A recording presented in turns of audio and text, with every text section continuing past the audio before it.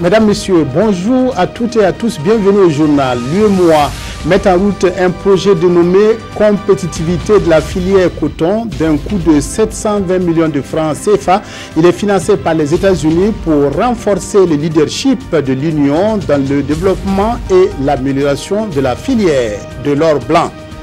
Un immeuble de 30 étages de Londres en feu depuis hier nuit. La tour d'habitation abritait des centaines de personnes, dont certaines sont décédées dans le sinistre. La piste terroriste n'est pas évoquée. Mais tout d'abord, signature ce matin d'une convention entre le Conseil supérieur de la communication CSC et la Radio Méditerranée Internationale. La convention autorise cette radio à exploiter par voie hertzienne un service de radiodiffusion d'informations généralistes sur le territoire burkinabé. Elle renforce également le partenariat global entre le Burkina et le Maroc dans le domaine de l'audiovisuel. Reportage Roger Kam Nyarkiteda. L'échange de parapheurs autorise Medi 1 Radio à émettre au Burkina Faso en modulation de fréquence. Créée en 1980 et basée à Tanzé au Maroc, Radio Méditerranée Internationale peut désormais entamer la diffusion des programmes de sa grille Afrique dans la capitale burkinabé et ses environs. Quitus lui a été donné par le Conseil supérieur de la communication à travers cette signature de convention. La convention que nous avons signée ce matin signifie pour nous l'élargissement de l'espace médiatique burkinabé. Ça veut dire que c'est une presse plurielle que nous recherchons. Et qui dit presse plurielle dit diversité de sources d'information. Radio Méditerranée Internationale trouve en cette convention une occasion unique pour poursuivre sa stratégie de développement pour servir l'Afrique. Nous sommes africains et nous sommes fiers de l'être. Et notre rôle premier aujourd'hui, c'est de valoriser l'Afrique et valoriser les raisons de l'Afrique. Nous serons le porte-parole de l'Afrique, au niveau du continent et à l'international. Quand on vient dans un pays en partenaire, mais respectueux de la loi, respectueux des règles de fonctionnement. Au-delà de tous ces aspects, la Convention traduit un modèle de coopération et d'intégration sud-sud. C'est vraiment une nouvelle brique qui s'ajoute à cette formidable coopération qui existe déjà, qui est multiforme et qui existe déjà au niveau de la communication.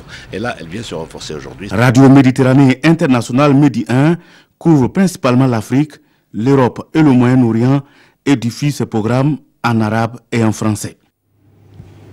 Le bilan d'un programme d'éducation à l'hygiène et à l'assainissement est soumis à une rencontre qui se tient à Ouagadougou. Le projet dénommé Vegetable Go to School est financé par la Suisse et mis en œuvre depuis 2013 dans 2 régions du Burkina. Son objectif était de créer une dynamique d'apprentissage scientifique avec pour finalité de faire des jardins scolaires un levier de transformation positive des habitudes alimentaires pour une meilleure nutrition. Reportage Adma Giti, Yolande Lompo. Des jardins-écoles pour rompre avec le cycle de la pauvreté et de la malnutrition. C'est un projet financé par la Suisse en expérimentation depuis 2013 dans les régions du centre-ouest et du plateau central, avec pour finalité de permettre aux élèves d'allier théorie à la pratique.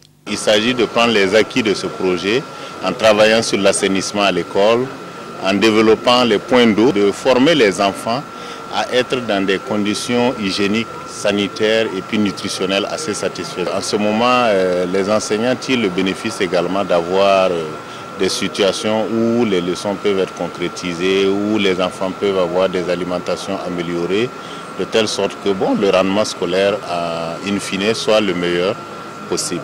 Grâce à ces jardins-écoles et à la construction des latrines, une diminution de la prévalence des parasitoses intestinaux a été également constatée entre 2015 et 2016. Il y a 3 composantes du projet qui ont eu énormément de succès ici.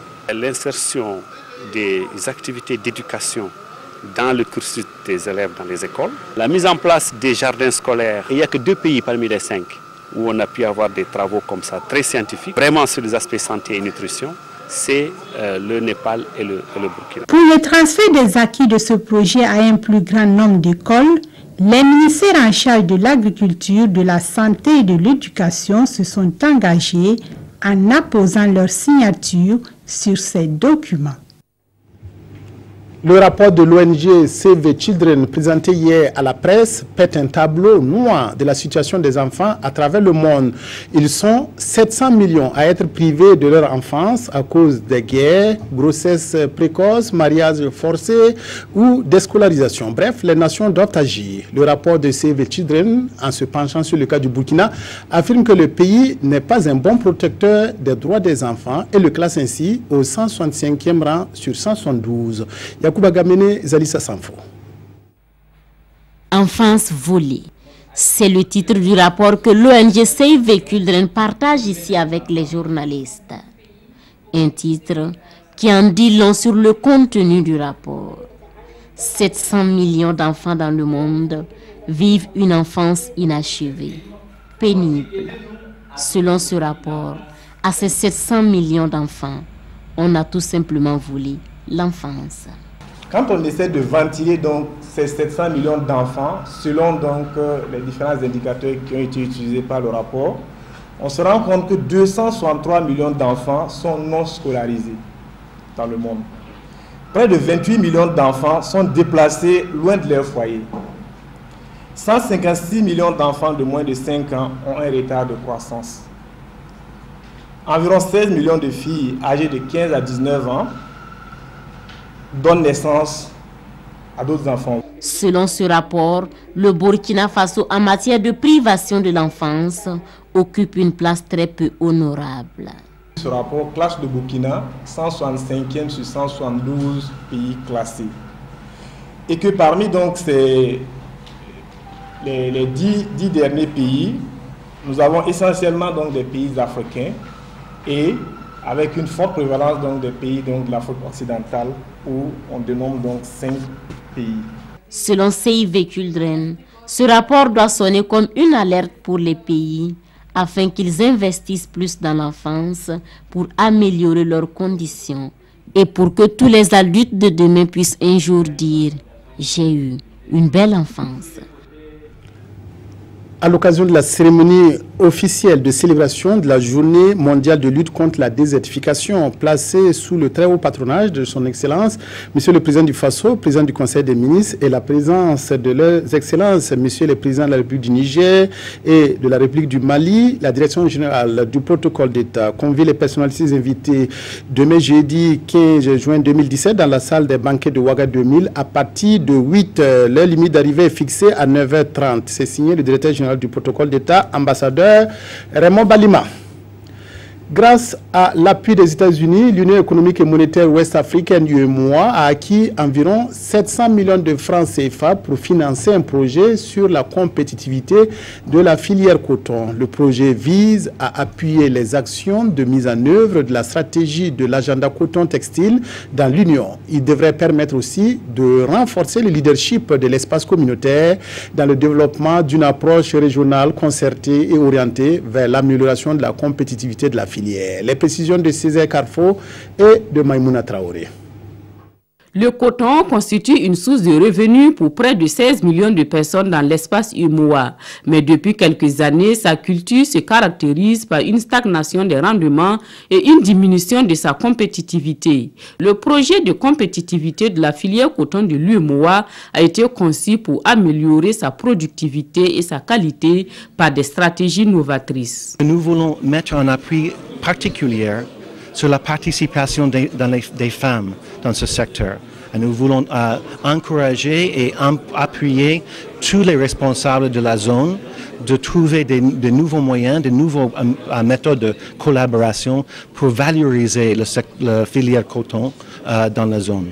Cette rencontre régionale marque le lancement du projet. Elle permettra aux participants d'échanger essentiellement sur les actions à entreprendre et de partager la vision régionale du développement du secteur coton de l'Afrique de l'Ouest. C'est pour justement aller vers l'identification déjà des activités que pourront promouvoir donc la transformation ou la compétitivité donc du coton au sein de ces 4 pays qui sont concernés par ces projets, à savoir le Bénin, le Burkina, le Tchad, le Mali. La Commission du Mont envisage développer, aller vers la transformation, améliorer donc la compétitivité de filière coton au sein de ces 4 pays et de voir même en termes de perspective d'étendre à tous les États membres donc, de l'UEMOA. Le projet est financé par les États-Unis d'Amérique à travers l'Agence américaine de développement international à hauteur de 720 millions de francs CFA et est prévu pour durer 4 ans.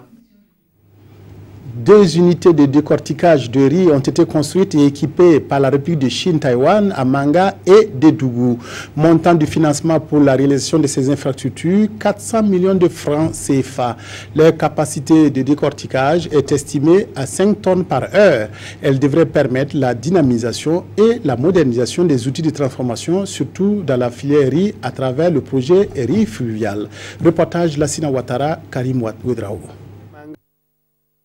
Après Manga dans le centre-sud en 2010, c'est au tour de Dédougou dans la Bougou du Mouhoun de bénéficier de l'installation d'une unité de décortiquage du riz. Ces outils de transformation viennent à point nommé et vont permettre d'accroître la production et la disponibilité du riz au Burkina. Un des problèmes majeurs que rencontrent les producteurs, c'est le décortiquage du riz paddy et c'est sa conservation également. Et voilà que beaucoup de facilités viennent d'être offertes en ce qui concerne le décortiquage. Et comme nous avons bénéficié également d'un magasin de stockage, cela va dire que la conservation ne posera plus de problème. Au niveau du ministère, nous travaillons également à pouvoir faciliter l'écoulement de tous ces produits. Vous savez que le riz burkinabé est très prisé, c'est un riz de qualité et il n'y a pas de raison que nous ne puissions pas accompagner les producteurs dans ce sens. D'une valeur d'environ 400 millions de francs CFA, ces 2 décortiqueuses vont contribuer à renforcer le tissu industriel de transformation du riz dans ces localités et aussi améliorer les revenus des riziculteurs. On travaille dans le domaine de l'agriculture depuis 1994 jusqu'à maintenant. Donc notre but c'est pour aider le gouvernement à atteindre la sécurité alimentaire et en même temps à améliorer la valeur ajoutée de tous ces produits agricoles. Cette dotation en décortiqueuse rentre dans le cadre du projet riz fluvial mis en œuvre au Burkina Faso depuis 2002 par le gouvernement et son partenaire la Chine-Taïwan. Et toutes nos excuses pour la qualité défectueuse sonore de ce reportage. L'heure du bilan au ministère des Ressources animales et halieutiques, Somanogo Koutou a fait à la presse le point des activités majeures du programme en cours de son département. Il s'agit notamment de sa tournée au Sahel, de la campagne d'information sur la grippe aviaire et la remise officielle de prix nationaux aux meilleurs producteurs de fourrage. Reportage Isaka Ouedraogo, Maxime Zongo. Insuffisance de puits, pastoraux et de fourrage, ensablement des mares, conflits, agriculteurs, éleveurs et bien d'autres soucis auxquels il faut ajouter les conséquences de l'insécurité au Sahel, autant de préoccupations selon Somanogo Koutou qui nécessitaient son déplacement dans la région. Nous sommes partis pour les encourager, relever le moral afin qu'ils puissent confronter, parce que c'est ça aussi, il ne faut pas se laisser abattre. Parce que nous devons en tout cas vivre et nous devons toujours continuer à élever nos animaux pour le développement de notre pays. Faisant le point sur la campagne d'information autour de la grippe aviaire, le premier responsable du département en charge des ressources animales de relever que le Burkina n'est pas touché par la maladie. Toutefois, des mesures préventives s'imposaient au regard de l'environnement immédiat. Notre pays ne connaît pas la grippe aviaire, mais notre environnement sous-régional n'est pas indemne.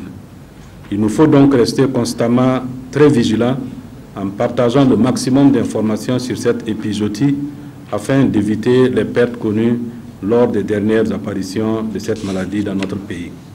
Produire un fourrage et surtout du fourrage de qualité, une nécessité par ces temps de changement climatique et de dégradation continue des pâturages. Dans ce contexte, il a été institué un concours de meilleurs producteurs qui va récompenser ceux qui se seraient illustrés. Plus de 27 millions de francs CFA seront distribués aux lauréats le 16 juin prochain à Koudougou. Le ministre des Transports, qui a lancé lundi à Bobo Dioulasso la semaine de la sécurité routière, a visité certaines rues de la ville de Sia selon les activités en cours. Suleiman Sanou, accompagné de... Voilà, Donc, le ministre, accompagné de son homologue de l'administration territoriale, a été témoin des opérations de contrôle de vitesse et de facilitation de déplacement des piétons. La délégation a été témoin de cas d'interpellation suite à de mauvais comportements d'usagers de la route. Voilà donc reportage à Bobo de Lasso, Hassan Gourabou et Ali Traoré. Le ministre en charge des transports, celui de l'administration territoriale et l'ONASER s'imprègne des réalités de la circulation routière et des dispositifs mis en place pour sa réglementation.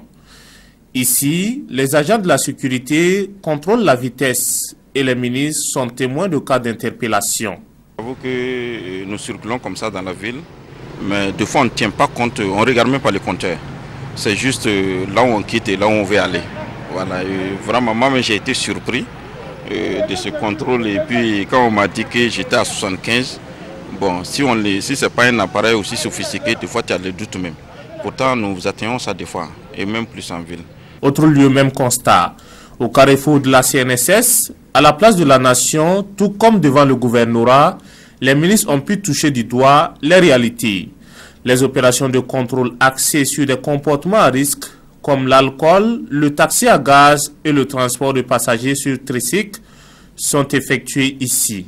Le comportement des usagers, il faut se dire la vérité, nous avons beaucoup à faire.